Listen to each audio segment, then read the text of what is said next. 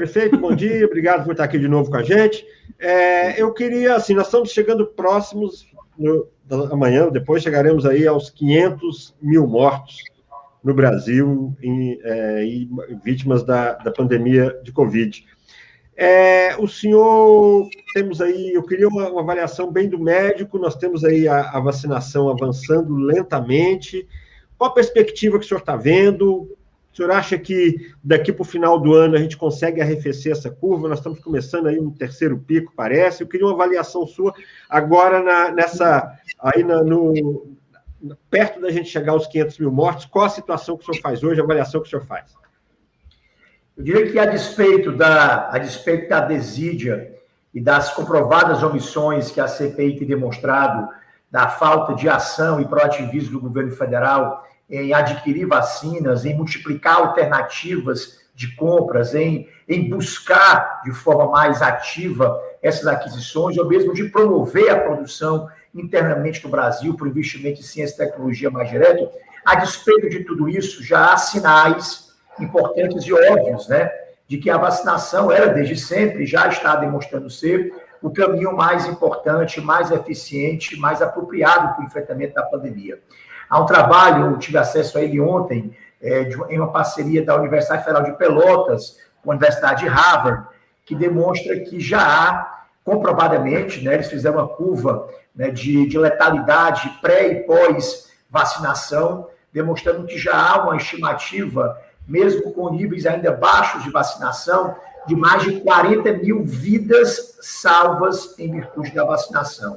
Repito, a despeito do atraso, da desídia, da omissão, da absurda crítica à origem da vacina, há uma ignorante crítica a respeito de uma suposta pouca ou baixa eficiência dessa ou daquela vacina. A despeito de tudo isso, né, o Brasil tem vacinado abaixo do que deveria estar vacinando, tem 11 ou 11,000% da população brasileira com 2 vacinas, mas mesmo esse baixo nível de imunização com 2 doses já está rendendo resultados favoráveis, como todos nós definimos há muito tempo. Infelizmente, tem havido uma lentidão e uma repetida falha nos prazos estipulados pelo governo federal quanto às metas de vacinação. É papel nosso, é papel da CPI, é papel da imprensa de vocês, é papel de quem é agente público cobrar para que as vacinas sejam adquiridas, distribuídas e efetivamente estarem acessíveis à população brasileira. Infelizmente, não creio, sou um otimista, espero que esteja enganado, que essa meta de ter toda a população brasileira vacinada até o final do ano aconteça. Seria muito bom, seria extraordinariamente importante para a saúde, para a prevenção das mortes e, fundamentalmente, para a retomada da economia também, do direito ao emprego, à renda, à sobrevivência do povo brasileiro. Pele? Perfeito. Bom dia. Bom dia, eu queria também a sua opinião em relação ao sistema de saúde, né? Como o Eumano falou agora, a gente está num crescente aí de novo, uma retomada já de um patamar elevado, né, do número de contaminações e de mortes agora, que é o contexto que a gente está vivendo agora.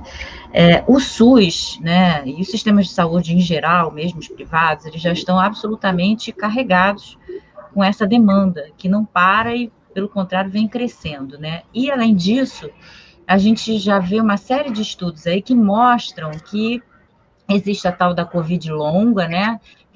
Vários pacientes que desenvolvem Covid continuam com vários sintomas depois, outros que, mesmo que não tenham sido assintomáticos, eles desenvolvem uma série de sequelas posteriores, devido também à Covid.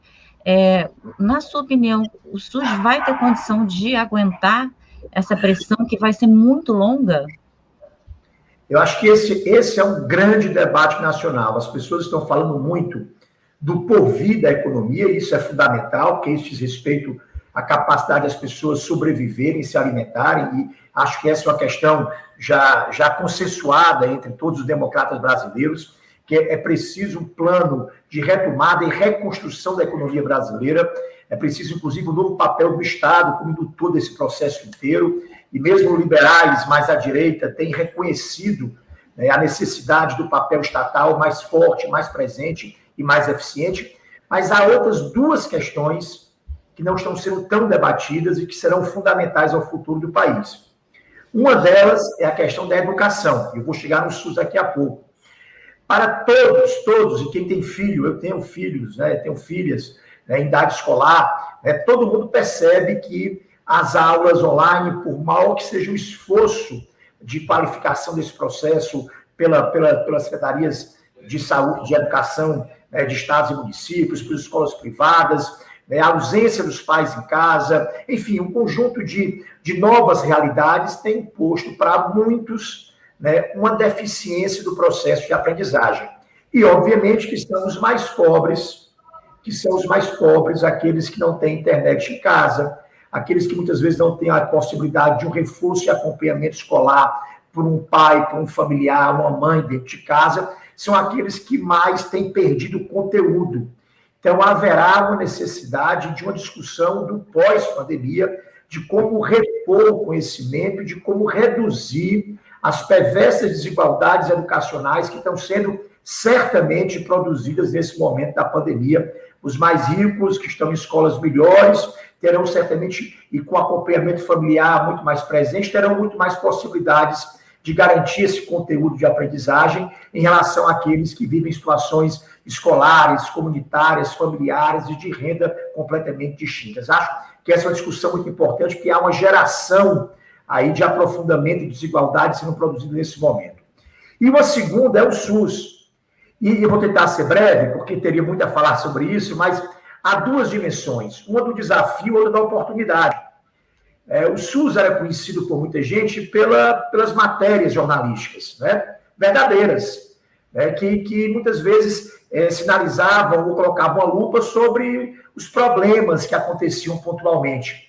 Mas é importante dizer que mais de 80% da população brasileira é usuária exclusiva do SUS e que diariamente, gratuitamente, tem acesso a cirurgias, a transplante de órgãos, a tratamentos cirúrgicos extremamente complexos, a exames muito caros. O Brasil é um dos poucos países do mundo que tem, de fato, um sistema público universal e gratuito para a população inteira. Então, o SUS passou a ser mais reconhecido e mais legitimado, inclusive, junto à população, entre aqueles que já usavam e entre aqueles que achavam que não precisavam dessa política pública e que passaram a precisar. Quem está fazendo vigilância epidemiológica e sanitária no Brasil é o SUS. Quem está vacinando é o SUS. Então, o SUS passou a ser, de fato, uma política pública para todos, uma política pública universal. Aqueles que teimavam em dar voucher, como o ministro Paulo Guedes, ou que teimavam que o SUS devia ser uma política focalizada, estão agora vivendo na pele a necessidade da gente ter um sistema único, público e universal de saúde como o SUS. Essa é a realidade, eu acho, que dá oportunidade para a gente brigar por mais financiamento, porque é uma falácia repetida aí que o problema do SUS é de corrupção e ineficiência. Só os ignorantes ou os mal intencionados reproduzem essa afirmação. O problema do SUS pode até ser, e certamente é, de buscar mais eficiência, mais controle e mais auditoria. Mas ele é de base um problema de financiamento. Nós temos gastos por percentual do PIB ou per capita menor do que do Chile, menor do que da Colômbia. O Canadá, que tem um sistema semelhante ao nosso público, tem quase o dobro do percentual de gasto populacional, do percentual do orçamento que nós temos. Então, assim, a gente precisa discutir isso, e talvez este seja um ambiente produzido por uma pandemia para que a gente possa lutar com o apoio de grande parte do Congresso e da população brasileira por um financiamento adequado. O outro lado disso é, como você disse, Sabeli, um conjunto de imprevisibilidades. Até quando essa pandemia vai demorar? O que é que nós teremos de sequelas temporárias e permanentes de pacientes pós-pandemia? Nós estamos falando de, agora, perto de 500 mil mortos. Você multiplica isso por uma cifra muito maior daqueles que sobreviveram ao Covid. Sobreviveram, mas há imprevisibilidades e incertezas quanto a que tipo de sequela esse paciente vai ter. Fora o conjunto de demandas eletivas, que a gente chama na linguagem médica, que não são urgentes, cirurgias de hérnia, cirurgia de apendicite, de vesícula, consultas, exames que foram represados ao longo desse tempo e que, de alguma maneira, precisarão de uma resposta, de mutirões, de respostas mais efetivas pós-pandemia. Então, haverá certamente uma pressão assistencial represada de temas não relacionados ao Covid, ao fim da pandemia também. Prefeito, o senhor viu aqui o clima quente dessa entrevista com o Roberto Freire? Eu peguei só o final, Fábio. Então, eu acabei, honestamente, não assistindo aí. Eu peguei só o finalzinho aí, só quando ele estava desligando, eu acabei não assistindo aí o que aconteceu. Mas eu queria pedir desculpas para o senhor e para todo mundo que viu. Não me agrada, não. Eu tenho o Roberto Freire em alta conta, mas não entendo a posição de certos políticos que vêm usar um momento em que a unidade é imperativa para fazer aqui campanha pela divisão, sabe? Isso aqui não terá acolhida da TV Democracia, porque nós entendemos que o risco grande não é, não, vamos eleger a direita de novo. O risco grande é de não ter um pleito para disputar, sabe? Agora, então eu quero pedir desculpa aqui pela minha altercação, fiquei muito irritado e acho que a posição dele é absolutamente equivocada, mas ele tem direito à posição dele, veio expor aqui, me encontrou num dia ruim. Então, desculpa a todo mundo, especialmente a ele, Roberto Freire, depois vou ligar para pedir desculpa. Não me agrada, não, eu tenho ele em alta conta e ele merece respeito. Não faltei com respeito, mas fui muito duro aqui.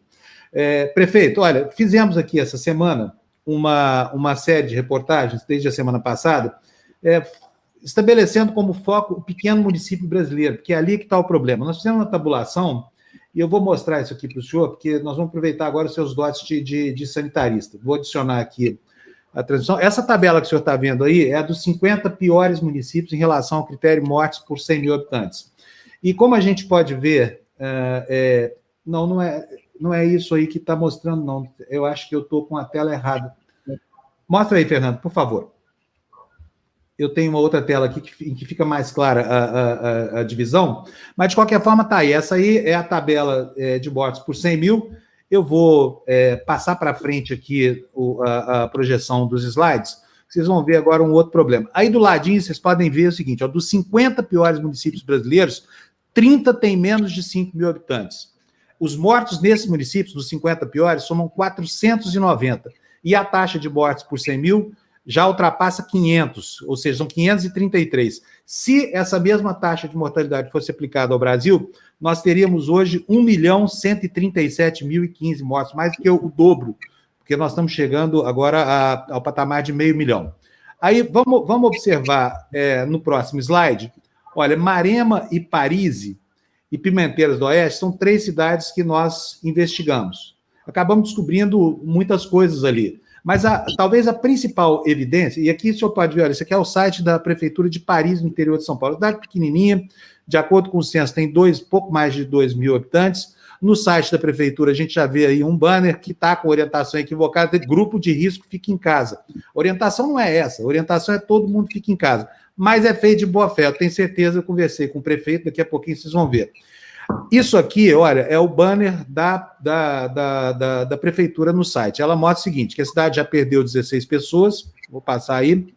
Olha, tem 35 pacientes ativos, num universo que era de 332 pessoas curadas, de 383 positivos. O que significam 35 pessoas no TI? Significam possivelmente mais 2 óbitos, se nada mudar. O que fez o prefeito lá de Bareno? Aí estou mostrando os 35 casos, de Paris, aliás. Olha, ele pegou o dinheiro da Covid, eu estou falando, eu acho que é de boa fé. Fez essa necessaire aí, com dinheiro da Covid, governo federal, com a fração do fundo de participação. Uma necessaire, 2 máscaras, álcool em gel, sabonetes líquidos, toalhinha higiênica, essa coisa toda. Dá para vocês verem aí? Bela, mano, vocês estão conseguindo enxergar direitinho? Bom, olha o que mais que ele fez. É até bonitinho aí, ó. Botou os agentes de saúde para trabalhar, visitaram de porta em porta, essa coisa toda. E ovos de Páscoa. Fez uma Páscoa solidária lá com o dia da Covid. Não havia o que fazer, segundo ele, a população estava muito, muito assustada, começou a morrer gente demais. Aí ele tomou esse tipo de iniciativa. Olha, distribuiu kits de alimentação e higiene e disse o seguinte, ó, com todo orgulho, está lá no site, os recursos advindos dessa aquisição foram recursos federais da Covid, sendo realizado processo licitatório para aquisição e posterior montagem de kits. Eu não estou criticando o prefeito, não. Deixa eu tirar. Tira para mim, Fernando, esses slides aqui da tela, por favor, porque eu preciso voltar a enxergar vocês aqui. Bom, o que aconteceu? O prefeito não tinha orientação de ninguém, do Ministério da Saúde, não tinha orientação de ninguém. A cidade ficou apavorada diante do que estava acontecendo lá e ele não tinha com quem buscar orientação. Por quê? Porque o Ministério da Saúde não fez absolutamente nada. O Ministério da Saúde não proveio assim, uma base de suporte para ele. E aí fica a minha pergunta aqui da sua experiência de prefeito. Por que o Ministério da Saúde não apoiou? Para que servem os distritos de saúde regionais? Por que essa gente... E o senhor vai ouvir aqui 2 trechinhos de uma entrevista. Eu acho que o senhor vai ficar até com pena desses ex-colegas do senhor aqui. Eu vou começar mostrando a entrevista do prefeito de uma cidadezinha lá em Santa Catarina, chamada Marema. Essa pior cidade do Brasil, disparado. Olha só o que esse prefeito contou para a gente sobre orientação. A começar pelo número de habitantes do município que ele desconhecia, como o senhor vai ver aqui agora. Eu acho que deve ter um erro no Ministério da Saúde, que hoje lá no Ministério da Saúde, o senhor mesmo me relatou, que tem 1.730... 1797. Quanto? 1797. 1.797. E, na verdade, nós temos cadastrado na saúde aqui, se fosse ver hoje, seriam 2.307 pessoas no município. Daí o senhor pega de 1.700 e poucas pessoas para 2.307, seria 500 e poucas pessoas a mais, né? Se tu fosse levar o índice de mortalidade, a gente vai ficar bem abaixo do que estão acusando hoje a gente, né? Prefeito, de onde veio a ideia de distribuir ivermectina e vitamina D para toda a população aí de Marema acima de 12 anos? Eu conversei com a prefeita de Rancho Queimado, eu fiquei sabendo que ela teria implantado isso no município dela para aumentar a imunidade do povo, né? E daí eu esteve conversando com ela, daí eu mesmo adquiri a doença e esteve me tratando com um médico ali em Xixerê, o doutor Bandeleiro. Daí eu esteve trocando uma ideia com ele, daí ele disse, não, se você aumentar a imunidade do povo, do pessoal do teu município, certamente vai ajudar muito nisso, né? E por isso que partiu a ideia. Daí eu tive a iniciativa, como o município estava com pouco recurso na saúde, eu esteve entrando em contato com o presidente da Câmara, ele se prontificou também para ajudar, que ajudou nós com o recurso que ele tinha, e daí também conversei com a secretária da Saúde, ela conversou com a doutora, e a doutora disse que dava para nós fazer, que seria uma coisa boa, aumentando a imunidade do pessoal da Marema.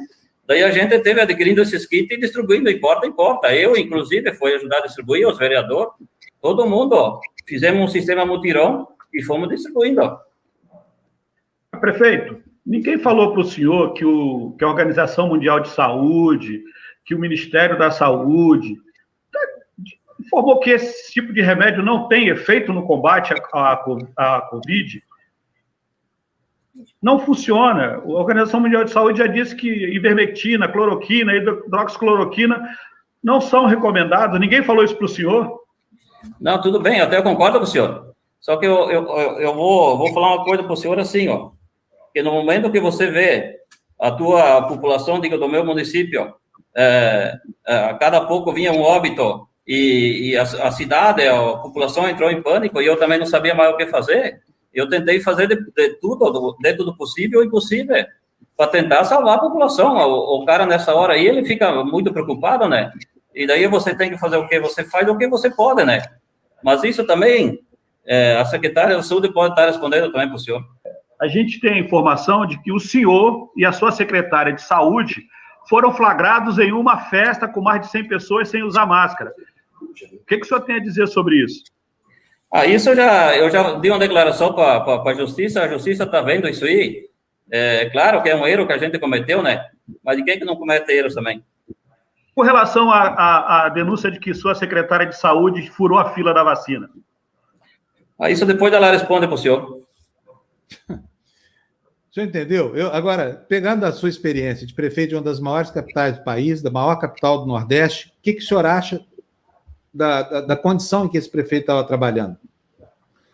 Fábio, há uma diversidade muito grande no Brasil, né? Uma diversidade de realidades sociais, geográficas, né? Somos um país, de fato, muito, muito diferente entre as regiões. E o SUS, inclusive, existe para isso. No momento da pandemia, no mundo inteiro, se viu para que as autoridades sanitárias nacionais coordenassem o processo que vai desde a prestação de informações e orientações básicas até o apoio à realização de ações preventivas e assistenciais dos municípios. E houve uma opção muito clara do governo federal de abrir mão desse papel coordenador. E ficou, a realidade aí do prefeito da cidade é muito clara. Na ausência, no abandono do governo, ele foi atrás de ouvir dizer, ele foi atrás de alguma possibilidade alternativa que surgiu de tentar ajudar a sua comunidade, nesse caso, de forma equivocada, sem estar baseado na ciência. Mas o que aconteceu na cidade dele, certamente em muitas outras cidades, é produto exatamente do papel de ausência do governo federal e da autoridade sanitária. Tenho certeza, Fábio, que nesse estudo que vocês fizeram de letalidade, haverá aí, a história vai contar isso quando terminar a pandemia, haverá uma distinção entre os municípios que optaram pelo isolamento social precoce e sustentado, ou aqueles que não optaram, pela própria ladainha falaciosa do presidente e de outros assessores, de que não era preciso fazer isolamento social horizontal, tinha um tal de isolamento social vertical ou seletivo, como se dizia. Quem optou e quem acreditou nessa orientação acabou produzindo muito mais pressão assistencial sobre seus sistemas e certamente teve muito mais problemas com pacientes em complicação e pacientes indo a óbito. Eu acho que essa é uma dimensão que está ficando cada vez mais clara pela ciência, mas que ao final da pandemia a história irá contar o que aconteceu em municípios que optaram pelo isolamento social precoce e duradouro e aqueles que não optaram. E o segundo, entre municípios que caíram também na conversa fiada de um tratamento precoce para uma doença viral, como se houvesse, o próprio termo é equivocado, ninguém trata a doença viral, você pode até tratar os sintomas de uma doença viral, mas você não trata a doença, e não creio que tenha sido por acaso. Havia aí a tentativa de enviar uma mensagem subliminar, que não era preciso usar máscara, não era preciso isolar, porque há um tratamento. Então, se há um tratamento, a gente não precisa ter esse cuidado todo que o povo está dizendo que a gente precisa ter, porque ele causa isolamento, solidão, problema de renda, às vezes até de emprego perdido mesmo. Então, a gente pode se tratar. Então, aqueles que não optaram pelo isolamento social e optaram pelo tratamento precoce, ao invés de organizar suas estruturas assistenciais para acolher de forma devida os pacientes que complicaram, certamente vão ter, ao final dessa pandemia, números e resultados de óbitos e pacientes complicados muito piores do que aqueles que fizeram o que a ciência orienta. Mas, repito, o prefeito dessa cidade, concordo com você, Fábio, talvez fosse apenas alguém desavisado, que não tinha domínio do conhecimento de uma pequena cidade do Brasil, talvez isolada geograficamente, que precisava da coordenação da autoridade sanitária nacional. E foi a ausência dela que produziu um conjunto de absurdo Brasil afora, de uso indiscriminado e off-label, como se diz, de cloroquina, causando complicações e sem nenhum ganho ao paciente, uso indiscriminado de ivermectina sem nenhuma base científica, liberação de isolamento social sob o falso argumento de que ele não traria nenhum tipo de ganho, traria consequências ao emprego e traz mesmo a renda, mas há uma questão básica, é a sobrevivência da população. A razão natural e essencial para a existência de um Estado é proteger a vida do cidadão. Então, creio eu que tudo isso é consequência da opção, da não coordenação, da omissão da coordenação por parte do governo federal, que produziu toda a natureza de absurdo em muitos municípios brasileiros. Em contrapartida, foi exatamente o proativismo de governadores e de bons gestores municipais que compensou a inação do governo federal. Não fora a aquisição de respiradores, a montagem de leitos federais, a compra de EPIs, a contratação de profissionais de saúde no tempo certo por parte de governos e prefeituras, essa realidade seria completamente diferente da que aconteceu no país, da que está acontecendo no país. Prefeito, o senhor acredita, como é que o senhor acha que essa discussão vai chegar nas eleições do ano que vem? O senhor acha que isso vai ser diferencial para o eleitorado? Quem administrou bem a pandemia, quem tomou as atitudes corretas e quem embarcou nesse discurso falacioso que o senhor está comentando? Eu acho, mano, que isso já está sendo decantado, sabe? Eu acho que essa decantação já está acontecendo. Né? A própria popularidade do governo federal, a avaliação da condução do governo federal da pandemia é uma demonstração disso. Eu me recordo, quando estava prefeito ainda, e havia na minha cidade a avaliação do papel da prefeitura, do governo do estado, do governo federal no enfrentamento da pandemia, eram culpas completamente contraditórias. A prefeitura e o governo com altos índices de avaliação positiva frente à pandemia e o governo federal com um alto índice de reprovação. E nós estávamos visitando hospitais, o governador e eu, todo dia prestando contas dos números epidemiológicos, reconhecendo o problema, indo atrás de soluções, sem esconder a poeira debaixo do tapete, enfrentando com coragem, com atitude, a realidade grave da pandemia. Né? Inclusive tratando das consequências econômicas, dos necessários isolamentos e restrições sociais que foram feitos, inclusive governo e prefeitura, fazendo também o seu papel de estender direito à renda auxiliar, à segurança alimentar à população.